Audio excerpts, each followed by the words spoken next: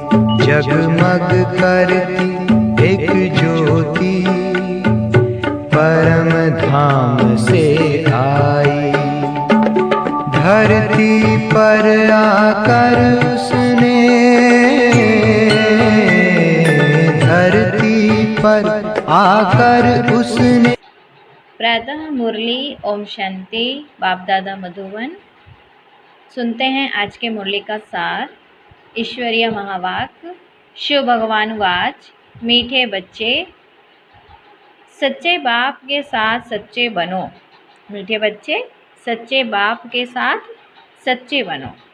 सच्चाई का चार्ट रखो, ज्ञान का अहंकार छोड़, याद में रहने का पूरा पूरा पुरुषार्थ करो। क्या बोला बाबा ने? सच्चे बाप के साथ सच्चे बनो, सच्चाई का चार्ट रखो, ज्ञान का अहंकार छोड़, याद में रहने का पूरा पूरा पुरुषार्थ करो। आज का प्रश्न है, महावीर बच्चों की मुख्य निशानी क्या होगी? महावीर बच्चों की मुख्य निशानी क्या होगी? उत्तर है, महावीर बच्चे वह जिनकी बुद्धि में निरंतर बाप की याद हो। महावीर माना शक्तिवान। महावीर वह जिन्हें निरंतर खुशी हो, जो आत्माभिमानी हो, जरा भी देह का अहंकार ना हो। ऐसे महावीर बच्चों की बुद्धि में रहता कि हम आत्मा हैं, बाबा हमें पढ़ा रहे हैं। महावीर बच्चों की बुद्धि में क्या रहता है कि हम आत्मा हैं, बाबा हमें पढ़ा रहे हैं। अच्छा, ओम शांति, ओम शांति। रूहानी बाप रूहानी बच्चों से पूछते हैं, अपने को रूह या आत्मा समझ बैठे हो? क्योंकि बाप जानते हैं यह कुछ डिफ़िकल्ट है, इसमें ही मेहनत है। किसमें मेहनत है? अपने को आत्मा समझ बैठना। जो आत्माभिमानी होकर बैठे हैं उनको ही महावीर कहा जाता है। अपने को आत्मा समझ बाप को याद करना, उनको महावीर कहा जाता है। हमेशा अपने से पूछते रहो कि हम आत्माभिमानी हैं। याद से ही महावीर बनते हैं, गोया सुप्रीम बनते हैं। और जो भी धर्म वाले आते हैं वह इतने सुप्रीम नहीं बनते हैं, वह तो आते भी देर से हैं। तुम नंबर वार सुप्रीम बनते हो। सुप्रीम अर्थात शक्तिवान व महावीर। तो अंदर में यह खुशी होती है कि हम आत्मा हैं, हम सब आत्माओं का बाप हमको पढ़ाते हैं। यह भी बाप जानते हैं। कोई अपना चार्ट 25% दिखाते हैं, कोई 100% दिखाते हैं। कोई कहते हैं 24 घंटे में आधा घंटा याद ठहरती है, तो कितना परसेंट हुआ? अपनी बड़ी संभाल रखनी है। धीरे धीरे महावीर बनना है, फट से नहीं बन सकते हैं, मेहनत है। वह जो ब्रह्म ज्ञानी है, तत्व ज्ञानी है, ऐसा मत समझो वह अपने को कोई आत्मा समझते हैं। वह तो ब्रह्मा घर को परमधाम समझते हैं और स्वयं को कहते हैं अहम ब्रह्मास्मि। अब घर से थोड़े ही योग लगाया जाता है। बाबा कहे अब घर से थोड़े ही योग लगाया जाता है। अभी तुम बच्चे जानते हो कि आत्मा समझते हो। यह अपना चार्ट देखना है। 24 घंटे में हम कितना समय अपने को आत्मा समझते हैं। 24 घंटे में हम कितना समय अपने को आत्मा समझते हैं। अभी तुम बच्चे जानते हो हम ईश्वरीय सर्विस पर हैं, ऑन गार्डली सर्विस। यही सबको बताना है कि बाप सिर्फ कहते हैं मन मना भव, अर्थात अपने को आत्मा समझ मुझे याद करो। यह है तुम्हारी सर्विस। जितनी तुम सर्विस करेंगे उतना फल भी मिलेगा। यह बातें अच्छी रीति समझने की है। अच्छे अच्छे महारथी बच्चे भी इस बात को पूरा समझते नहीं हैं। इसमें बड़ी मेहनत है। मेहनत बिगर फल थोड़े ही मिल सकता है। बाबा देखते हैं कोई चार्ट बनाकर भेज देते हैं, कोई से तो चार्ट लिखना पहुंचता ही नहीं है। ज्ञान का अहंकार है, याद में बैठने की मेहनत पहुंचती नहीं। बाप समझाते हैं मूल बात है ही याद की। अपने पर नज़र रखनी है कि हमारा चार्ट कैसा रहता है, वह नोट करना है। कई कहते हैं चार्ट लिखने की फुर्सत नहीं। कई कहते हैं कि चार्ट लिखने की फुर्सत नहीं। मूल बात तो बाप कहते हैं अपने को आत्मा समझ अल्फ को याद करो। यहाँ जितना समय बैठते हो तो बीच बीच में अपने दिल से पूछो कि हम कितना समय याद में बैठे। यहाँ जब बैठते हो तो तुमको याद में ही रहना है, और चक्र फिराओ तो भी हर्जा नहीं। हमको बाबा के पास जरूर जाना है, पवित्र सतो प्रधान होकर जाना है। इस बात को अच्छी रीति समझना है। कई तो फट से भूल जाते हैं, सच्चा सच्चा चार्ट अपना बताते नहीं हैं। ऐसे बहुत महारथी हैं, सच तो कभी नहीं बताएंगे। आधा कल्प झूठ दुनिया चली है तो झूठ जैसे अंदर जम गया है। इसमें भी जो साधारण है वह तो झट चार्ट लिखेंगे। बाप कहते हैं तुम पापों को भस्म कर पावन होंगे याद की यात्रा से। क्या कहते हैं बाबा? कि तुम पापों को भस्म कर पावन होंगे याद की यात्रा से। सिर्फ ज्ञान से तो पावन नहीं होंगे, बाकी फायदा क्या? पुकारते भी हो पावन बनने के लिए, उसके लिए याद चाहिए। हर एक को सच्चाई से अपना चार्ट बताना चाहिए। यहाँ तुम पौना घंटा बैठे हो तो देखना है पौने घंटे में हम कितना समय अपने को आत्मा समझ बाप की याद में थे। कईयों को तो सच बताने में लज्जा आती है, बाप को सच नहीं बताते। वह समाचार देंगे या सर्विस की, इतनों को समझाया, यह किया, परंतु याद की यात्रा का चार्ट नहीं लिखते।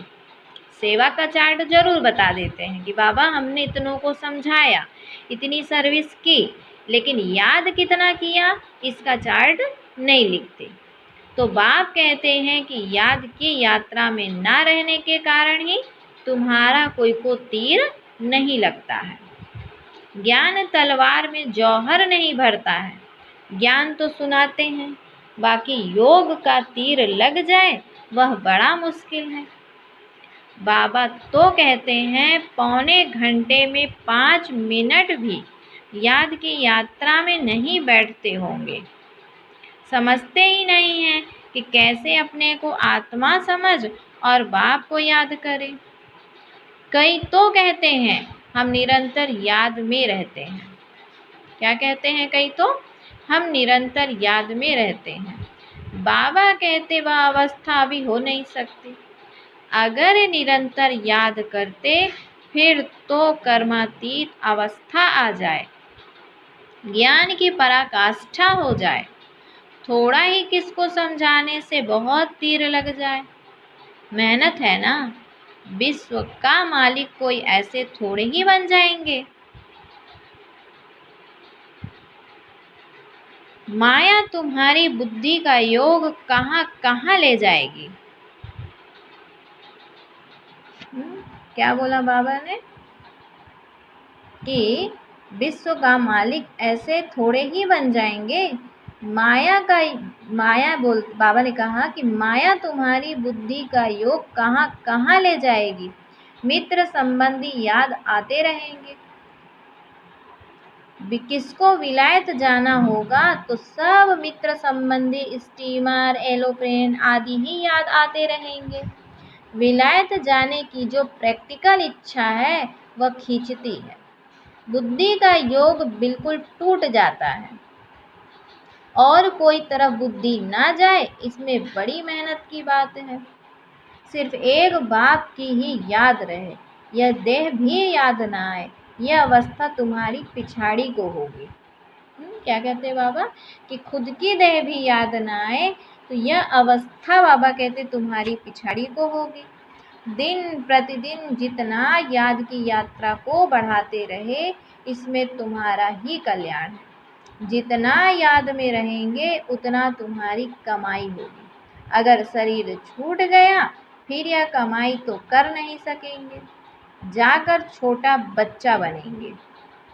क्या कहा बाबा ने कि अगर शरीर छूट गया तो ये कमाई नहीं कर सकेंगे, जाकर क्या बनेंगे? छोटा बच्चा, माता पिता नहीं बनेंगे तो कमाई क्या कर सकेंगे?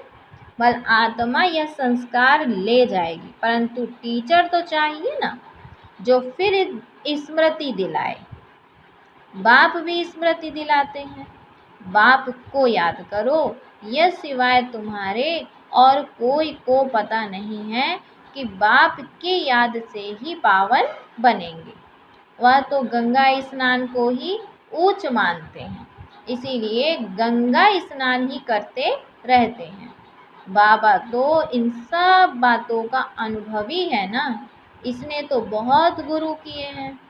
ब्रह्मा बाबा ने तो बहुत गुरु किए हैं। वह स्नान करने जाते हैं पानी का, यहाँ तुम्हारा स्नान होता है याद की यात्रा से।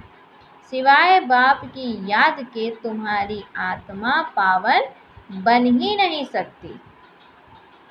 इनका नाम ही है योग, अर्थात याद की यात्रा। ज्ञान को स्नान नहीं समझना। क्या कहा बाबा ने? ज्ञान को स्नान नहीं समझना, योग का स्नान है। ज्ञान तो पढ़ाई है, योग का स्नान है जिससे पाप कटते हैं। ज्ञान और योग दो चीजें हैं। याद से ही जन्म जन्मांतर के पाप भस्म होते हैं।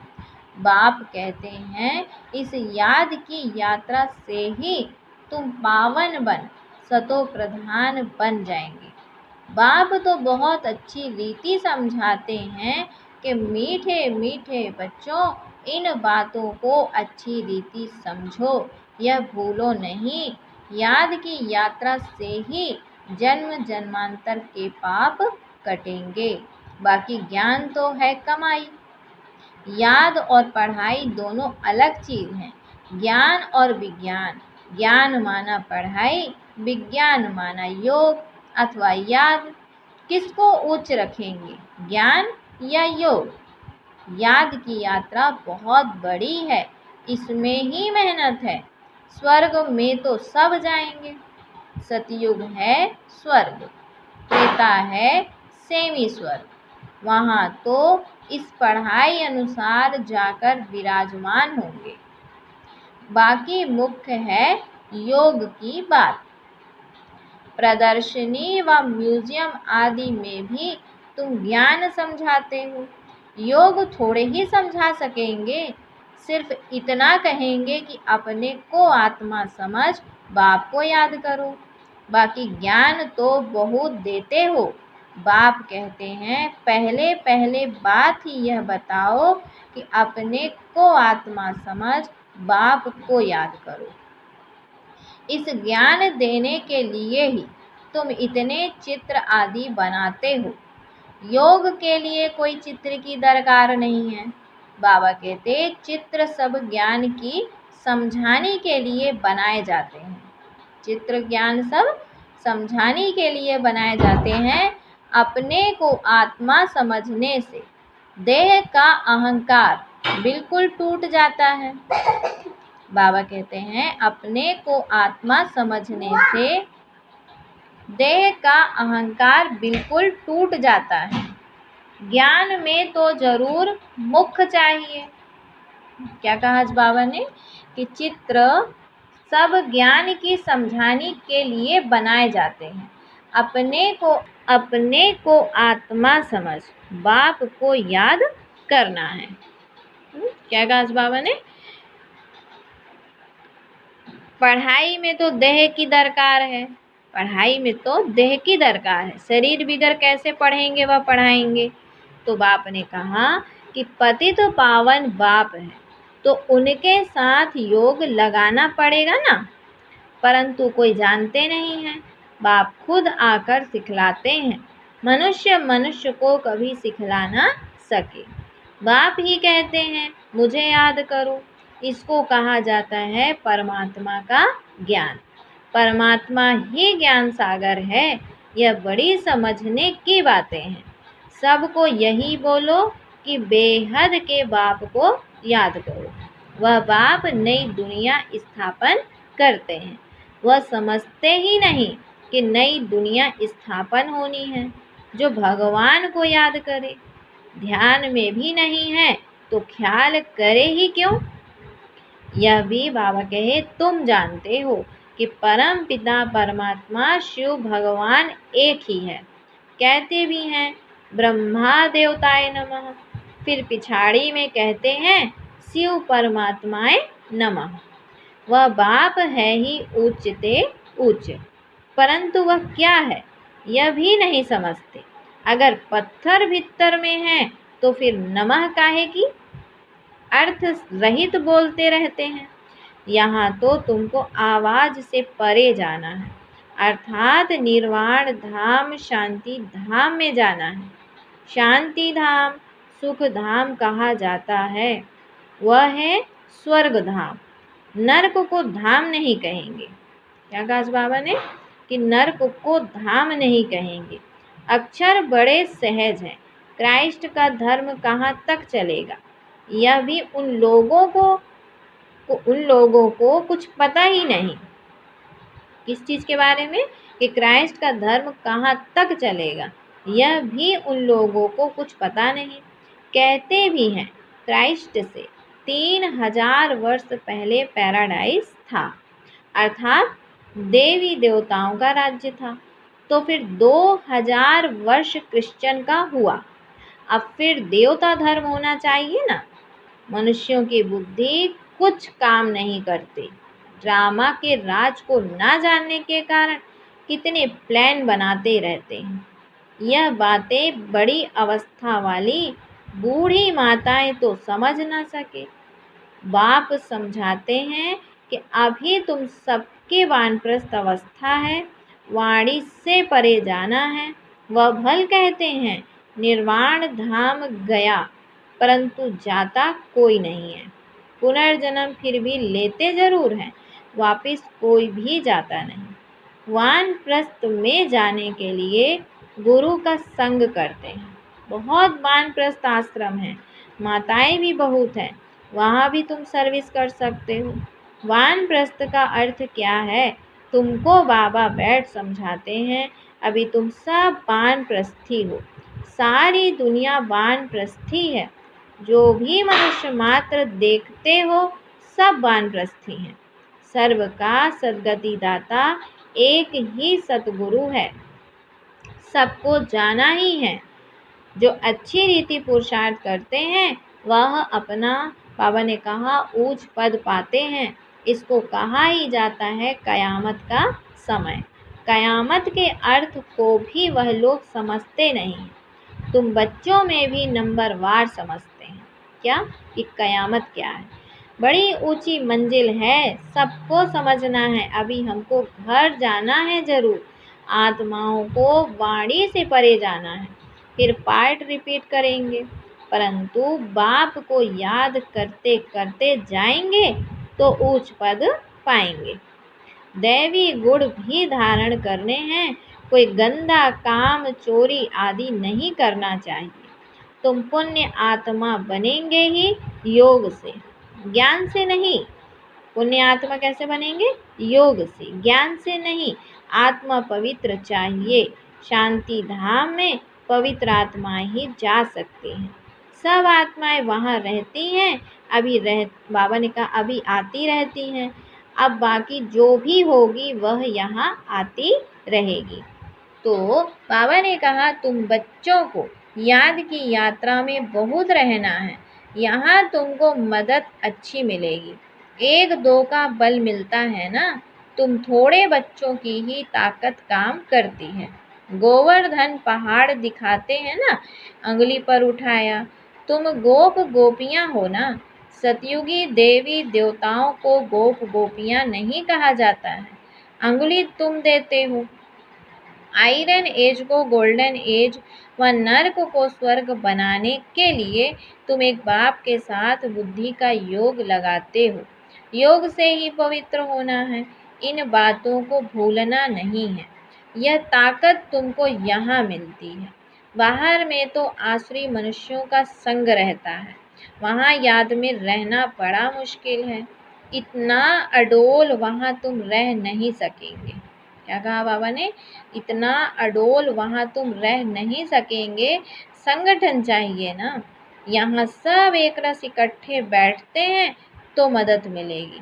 यहाँ धंधा आदि कुछ भी नहीं रहता है, बुद्धि कहाँ जाएगी? बाहर में रहने से धंधा घर आदि खींचेगा जरूर। यहाँ तो कुछ है नहीं, यहाँ का वायुमंडल अच्छा शुद्ध रहता है। ड्रामा अनुसार कितना दूर पहाड़ी पर आकर तुम बैठे हो, यादगार भी सामने एक्यूरेट खड़ा है, ऊपर में स्वर्ग दिखाया है, नहीं तो कहाँ बनावे। तो बाबा कहते हैं यहाँ आकर बैठते हो तो अपनी जांच रखो। हम बाबा की याद में बैठते हैं, स्वदर्शन चक्र भी फिरता रहे। अच्छा, फिर बाबा बच्चों को याद प्यार देते हैं। मीठे मीठे सिकिलधे बच्चों प्रति माता पिता बाप दादा का याद प्यार और गुड मॉर्निंग। रूहानी बाप की रूहानी बच्चों को नमस्ते। हम रूहानी बच्चों की रूहानी माता पिता बाप दादा को याद प्यार गुड मॉर्निंग और नमस्ते। आज की धारणा के लिए मुख्य सार है, पहला पॉइंट, अपने याद के चार्ट पर पूरी नज़र रखनी है, देखना है हम बाप को कितना समय याद करते हैं, याद के समय बुद्धि कहाँ कहाँ भटकती है।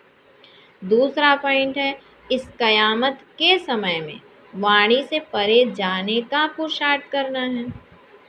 इस कयामत के समय में वाणी से परे जाने का पुरुषार्थ करना है। बाप की याद के साथ दैवी गुण भी जरूर धारण करने हैं, कोई गंदा काम चोरी आदि नहीं करना है। फिर बाबा ने वरदान दिया, व्यर्थ व डिस्टर्ब करने वाले बोल से मुक्त डबल लाइट अव्यक्त फरिश्ता भव। व्यर्थ व डिस्टर्ब करने वाले बोल से मुक्त डबल लाइट अव्यक्त फरिश्ता भव। अव्यक्त फरिश्ता बनना है तो व्यर्थ बोल जो किसी को भी अच्छे नहीं लगते हैं उन्हें सदा के लिए समाप्त करो। बात होती है दो शब्दों की, लेकिन उसे लंबा करके बोलते रहना यह भी व्यर्थ है। जो 4 शब्दों में काम हो सकता है वो 12-15 शब्दों में नहीं बोलो। कम बोलो, धीरे बोलो या स्लोगन गले में डालकर रखो। व्यर्थ व डिस्टर्ब करने वाले बोल से मुक्त बनो तो अव्यक्त फरिश्ता बनने में बहुत मदद मिलेगी। आज का स्लोगन है, जो स्वयं को परमात्मा प्यार के पीछे कुर्बान करते हैं, सफलता उनके गले की माला बन जाती है। जो स्वयं को परमात्मा प्यार के पीछे कुर्बान करते हैं, सफलता उनके गले की माला बन जाती है। क्या? ओम शांति, ओम शांति। शुक्रिया बाबा, शुक्रिया।